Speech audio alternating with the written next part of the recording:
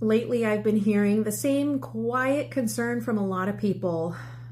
They're saying, I don't know what to believe anymore.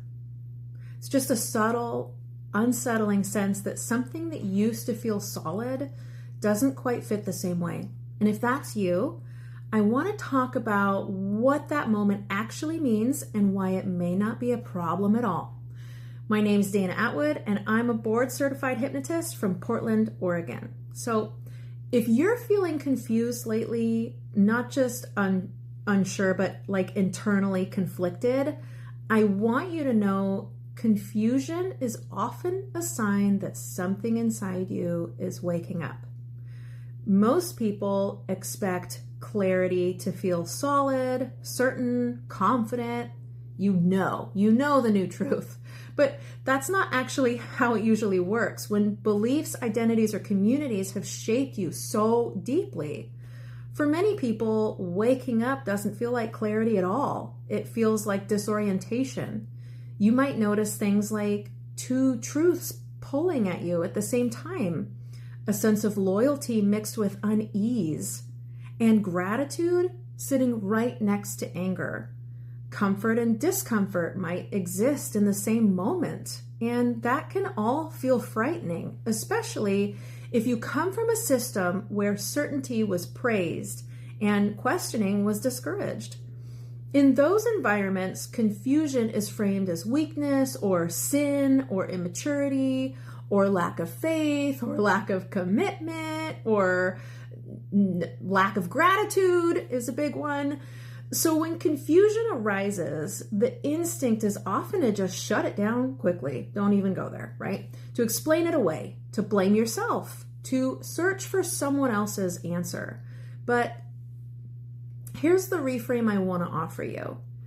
Confusion often appears when borrowed beliefs begin to loosen their grip on you. If much of what you believe was handed to you, fully formed, without room to question, explore, or adapt, then uncertainty isn't a collapse. It's the beginning of authorship. You're no longer simply inheriting meaning. You're starting to participate in creating it. And that's such a profound shift. And it rarely feels neat. When external certainty starts to dissolve, the nervous system is often the first reaction, the first thing to react. So you might feel anxious without knowing why. You might feel foggy or mentally tired. You might feel emotionally tender. You might be afraid of getting it wrong. And that doesn't mean you're unstable, but it does mean your inner world is reorganizing. It's like if you've been walking on a bridge that you were told was solid and then just really in a sudden moment realize you never actually checked its supports, your body will respond before your mind catches up and has any language. Confusion is in that little pause, that moment of recalibration. Confusion is not automatically chaos.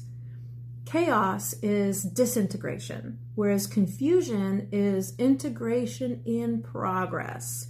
Confusion says, I can no longer pretend this fits the way it used to. And that's not regression, that's honesty. Many people in this phase worry, what if question leads me somewhere bad if I question this? What if I lose my values? What if I hurt people by changing? And look, all those fears make sense, especially if belonging once depended on agreement. But questioning doesn't erase values, it just tests whether they're truly yours. Values that survive questioning become stronger. Values that collapse under scrutiny were often being held together by fear. So if you're confused, something you can very gently try, instead of asking, what should I believe? Try asking, what feels most true in my body right now? Not what feels safe socially, not what feels approved, not what avoids conflict. Just what feels internally coherent, even if it's incomplete. Your body often knows well before your mind can explain it. You don't need to resolve this confusion quickly. You don't need to pick a side. You definitely don't need a new identity to replace the old one. Rushing clarity is often an attempt to escape discomfort, not to find the truth. And I want you to find the truth, your own truth. And in systems that discouraged autonomy, discomfort was never allowed to be explored safely. So if you're confused, let me normalize something. This is a transitional state, a liminal space, a threshold. You haven't lost yourself. You're meeting yourself, and that takes time. You're allowed to sit in the questions. You're allowed to hold a paradox. You're allowed to be unsure without being wrong, or you don't even need to be right. Confusion doesn't mean you're lost. Sometimes it means you're finally no longer pretending to know. And that quietly, bravely is where real clarity eventually begins. If you'd like to schedule a consultation with me, visit atwoodhypnosis.com. And remember, you are enough right now, just the way you are.